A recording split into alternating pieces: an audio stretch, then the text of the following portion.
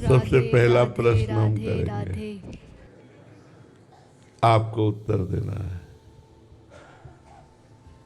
भजन के लिए सुविधा है या सुविधा के लिए भजन है? उत्तर दीजिए जी। भजन के लिए सुविधा है। पक्का दिमाग में है? नहीं, देख लो, वृंदावन में बैठे हो।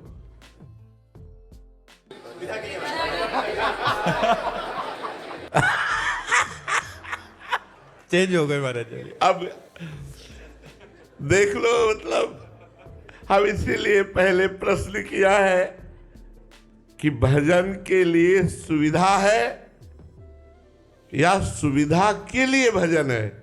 भजन के लिए सुविधा जिनकी है वो हाथ खड़ा करे, और सुविधा के लिए भजन है वो हाथ खड़ा करे।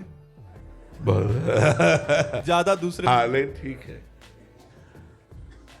भजन के लिए ही हमारी जितनी भी जीवनी शक्ति है, जितनी भी बाह्य व्यवस्था है, जितना भी पारिवारिक संबंध है, बहुत ध्यान से सुनना। आप अध्यात्म की चर्चा सुनने आए हैं, यहाँ व्यर्थ का वार्ता तो है नहीं।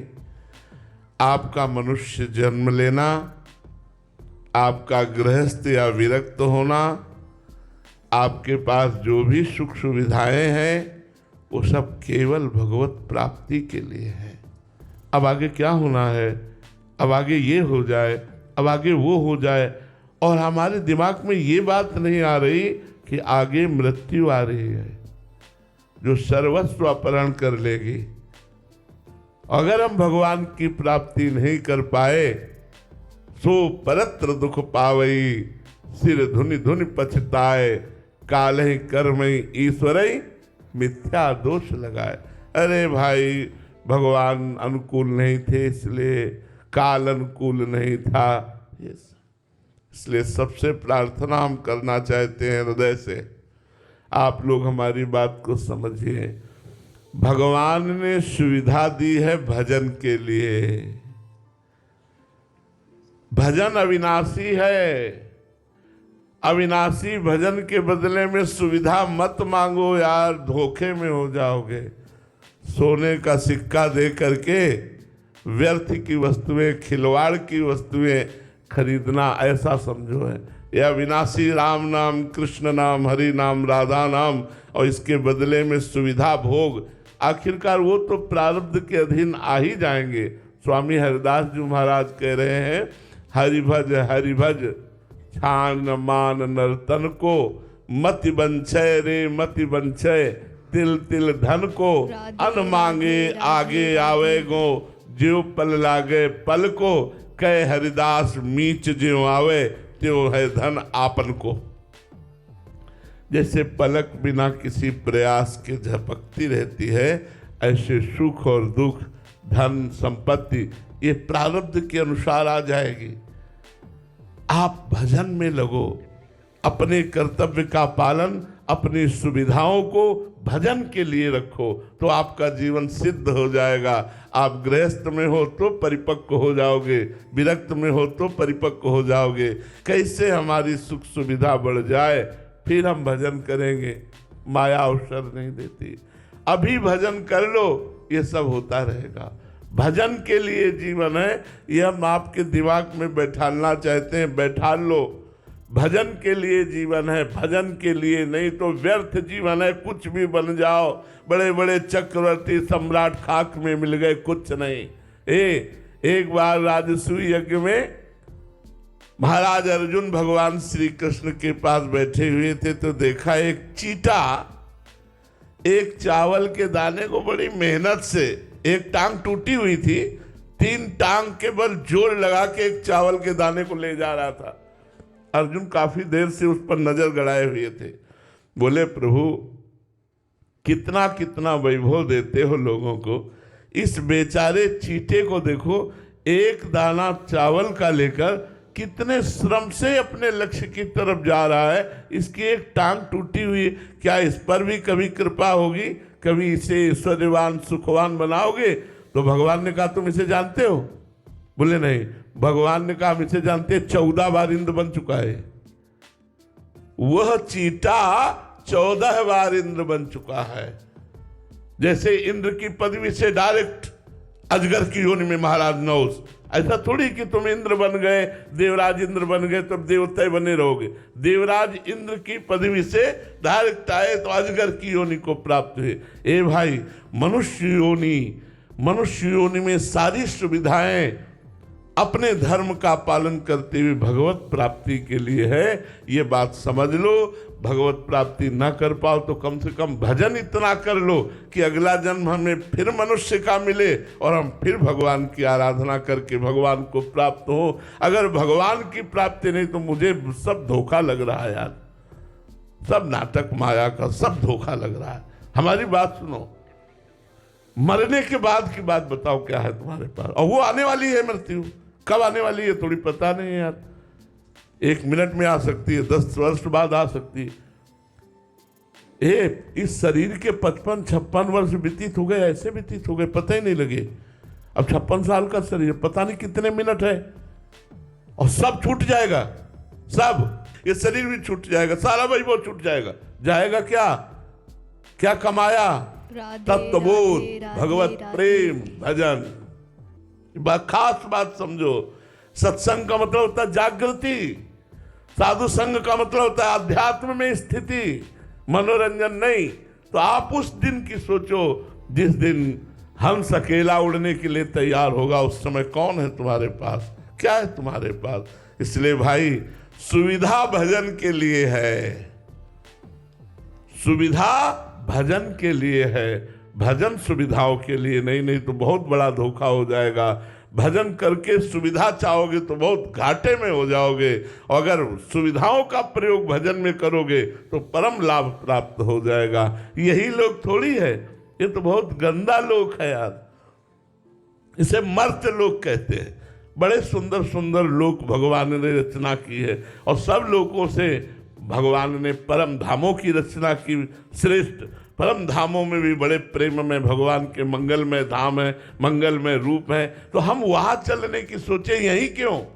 इसलिए अमृत कुंड की तरफ तमसो माँ ज्योतिर्गमय मृत्युर्मा अमृतम गमय, अमृत की यात्रा करो। यहाँ आप लोग जुड़े हो वृंदावन में आकर के, तो भगवत मार्ग के लिए जुड़े हो, अध्यात्म के लिए जुड़े हो।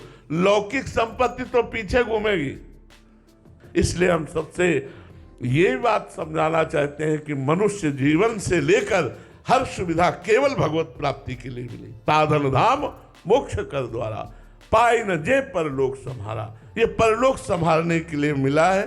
तो हमारी प्रार्थना मान लो, जिससे जितना अधिक से अधिक बन सके नाम जप करो। कृतयुगे ध्यायते विष्णुम त्रेतायाम यजते मखई द्वापरे परिचर्यायाम कलो तद्धरि कीर्तनात्।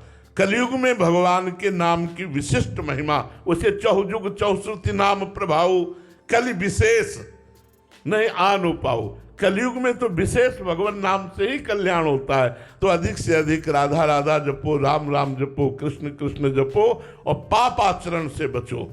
तो मनुष्य जीवन का जो परम लाभ है वो भगवान की प्राप्ति हो जाएगी। आप करो प्रश्न। रोशनी जी कनाडा से। राधे राधे महाराज जी। महाराज जी, हमें भगवत प्राप्ति हो जाने पर कैसे पता लगेगा कि हमें भगवत प्राप्ति हो?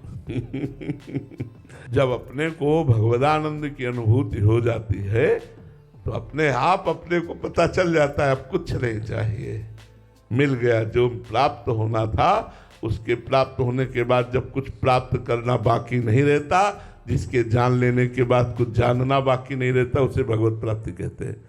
और वो स्वयं को होती है। तो स्वयं में ब्रह्मभूता प्रसन्न आत्मा न सोचती न कांक्षति, उसकी स्थिति होती, वो अपनी स्थिति को देख रहा है। तो उसमें दूसरा कोई बताने की थोड़ी जरूरत है कि दूसरा फोन करके बोलेगा, दूसरा कहेगा तुम भगवत प्राप्त हो। वो तो खुद अपना हृदय अनुभव में आएगा, अंतःकरण स्थिति बता देगी कि भगवत प्राप्त हो गया, तत्वबोध हो गया। अपने आप को होता है अनुभव, अपने आप से अपने आप को अनुभव होता है। वो किसी और थोड़ी बात होती है, किसी और की जलाने की थोड़ी बात होती है। हाँ, उसके कुछ लक्षण हैं, मोह रहित, मान रहित, संग दोष विजयी, समस्त कामना त्यागी, निरंतर आत्म स्वरूप में रमण करने वाला, द्वंद्वों पर विजयी, सुख दुख में समान भाव रखने वाला।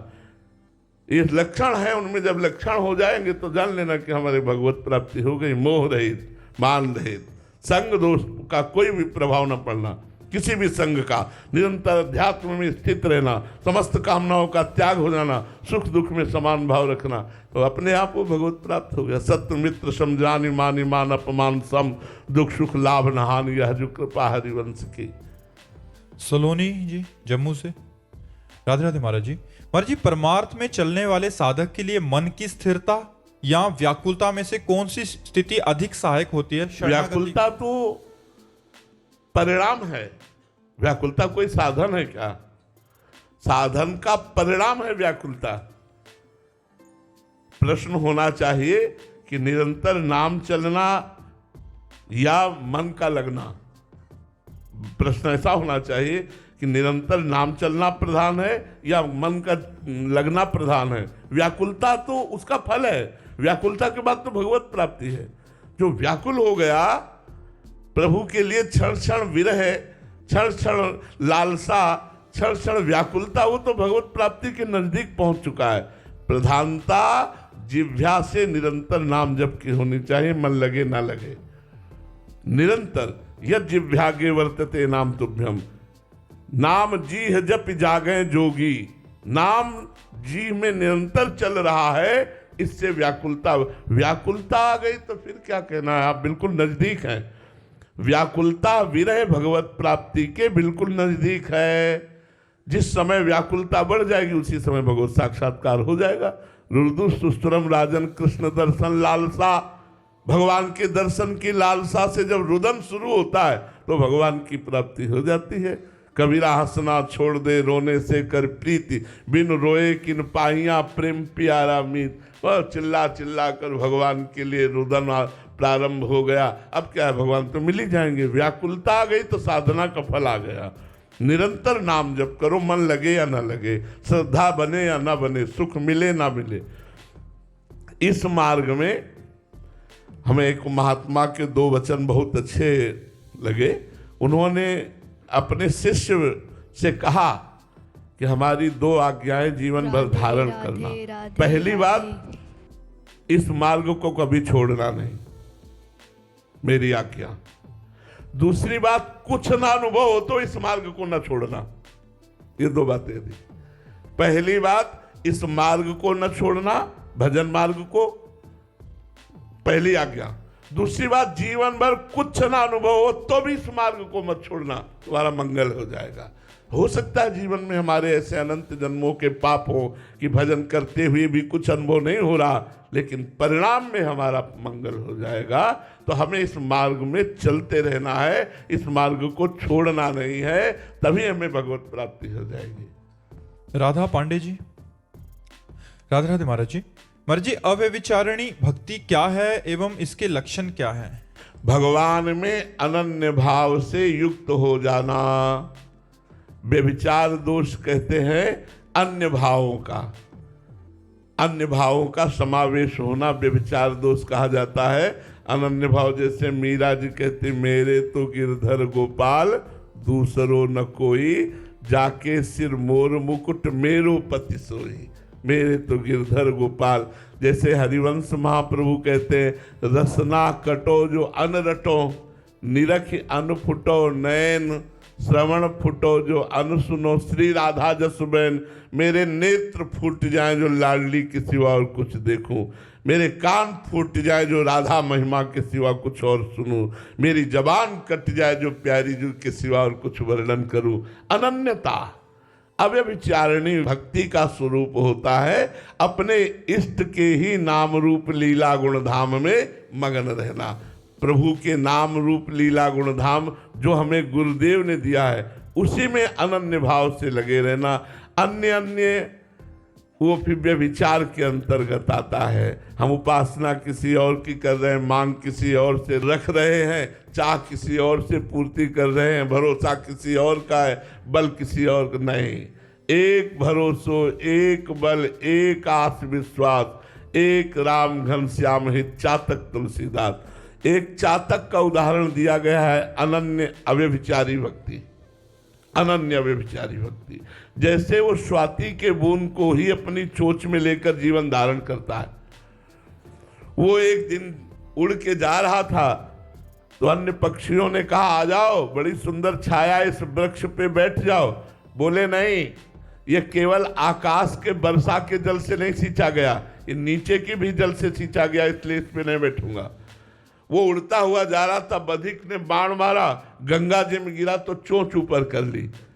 तो प्रश्न हुआ कि इतना पवित्र गंगा जल अगर अंतिम समय मुख में चला जाए तो कल्याण हो जाता है, ऐ पपीहा तूने चोंच ऊपर क्यों कर ली? बोले मैं अनन्य हूं, पीऊंगा तो मरते दम तक स्वाति का बूंद, नहीं तो मर जाऊंगा, गंगा में भी चोंच नहीं डूबने दूंगा। इसे अनन्य भक्ति कहते। बने तो रघुवर ते बने, बिगड़े तो भरपूर, तुलसी और अंते बने, ता बनिबे पे धूर। अब ये विचारणी भक्ति जो है वो गुरु प्रदत्त सांगोपांग होती है। एक ग्रंथ, एक पंथ, एक कंठ, एक मंत्र, जो गुरुजी ने नाम दे दिया, जो गुरुजी ने ग्रंथ दे दिया, जो गुरुजी ने मार्ग दे दिया, जो गुरुजी ने इष्ट दे दिया, जो गुरुजी ने उपासना दे दी, उसे अव्यभिचारिणी भक्ति कहते। सांगोपांग उपासना, एक की, मिलावट नहीं। प्रारंभिक सबकी होती है, लेकिन जब रंग आता है तो फिर अनन्य भक्ति आती है, फिर भी उसमें मिलावट नहीं होती। मिलावट का मतलब होता है व्यभिचारिणी, और अव्यभिचारिणी का मतलब होता है एक भरोसो, एक बल, एक आस विश्वास। डॉक्टर अरुणेश जी हरिद्वार से, राधे राधे महाराज जी। महाराज जी, कभी कभी अचानक कुसंग वश अंदर से हम टूट जाते हैं महाराज जी, इससे कैसे बचें महाराज जी? हाँ, परिस्थिति आती है, कभी कभी साधक को ऐसी परिस्थिति आती है दुर्वासना के कारण। दुर्वासना मम सदा परिकर्षयन्ति, हृदय में परत की परत दुर्वासनाएं हैं। कमी हमारे अंदर होती, बाहर से नहीं होती। बाहर से तो चाहे जितना कुसंग हो कोई फर्क नहीं पड़ता। जो रही उत्तम प्रकृति का कर सकत कुसंग, चंदन विष व्यापत नहीं लपटे रहत भुजंग। हमारी कोई दुर्वासना होती जो हमें परास्त करती है, तो इन दुर्वासनाओं को नष्ट करने के लिए भगवत चिंतन है, भगवत स्मरण है। अधिक से अधिक नाम जप करो, ये दुर्वासनाएं नष्ट हो जाएंगी। कुछ अच्छा नहीं लगता, कोई भी कुसंग कुछ भी प्रभाव नहीं डाल सकता, पक्का समझो। एक अलबेली मस्ती आती है भगवान नाम जप करने वाले की, हाँ वो कुछ नहीं, कुछ नहीं। कहीं भी विश्व में कहीं भी रख दो, उसका बाल बाका भी नहीं होने वाला। जो नाम पहारू दिवस निसी, नाम भगवान का रात दिन का पहरा है जिसके जीवन में, उसका बाल बाका भी नहीं हो सकता। तुम नाम जप करो। दुर्वासना ही कुसंग है, और दुर्वासना अंदर है, और अंदर नष्ट हो जाए वृत्ति तो बाहर का व्यक्ति हमें कुछ नहीं बिगाड़ सकता। अंदर की वृत्ति को नष्ट करने के लिए नाम जप है। बलविंदर सिंह, राधे राधे महाराज जी। महाराज जी, अपने गुरुओं ने, तेग बहादुर जी महाराज जी ने बलिदान दिया। आज महाराज जी युवा पीढ़ी महाराज जी उनके बलिदान को, त्याग को भूलते जा रहे हैं महाराज जी। ऐसे में ऐसे महापुरुषों के याद कैसे रखा? हाँ, हमें लगता है कि इसमें हमें प्रयासरत रहना पड़ेगा। हमें सभाओं में जाकर अपने गुरुजनों के बलिदान की याद दिलानी पड़ेगी। हमें उनके पावन चरित्रों का गान करना होगा। गुरुवाणी का उपदेश, उसका अर्थ, उसका भाव, उसको आचरण में उतारना, इसके लिए हमें करना होगा। ये हम जो गुरुओं की शरण में हैं, तो हम लोगों का एक कर्तव्य है कि भूले हुए लोगों के बीच में जाकर उनको जागृत करना, ये हमारा कर्तव्य है। जब हम महापुरुषों के चरित्रों को सुनाते हैं, महापुरुषों के आदेशों को सुनाते हैं, उनके सिद्धांतों को सुनाते हैं, तो हैं तो उन्हीं के बच्चे, तो हम में वो जागृति होती है। आज हमारा समाज भूल करके व्यसन और व्यभिचार में प्रवृत्त हो रहा है। ज़्यादातर लोग नशेबाज बन रहे, ज़्यादातर लोग गंदी आदतों में फंस रहे। जहाँ धर्म के लिए गर्दन उतरा ली, जहाँ धर्म के लिए खाल खिंचवा ली, वहाँ आज हम धर्म को भूल करके अधर्माचरण में चल रहे हैं। तो हमें लगता है कि हमें सत्संग देना चाहिए।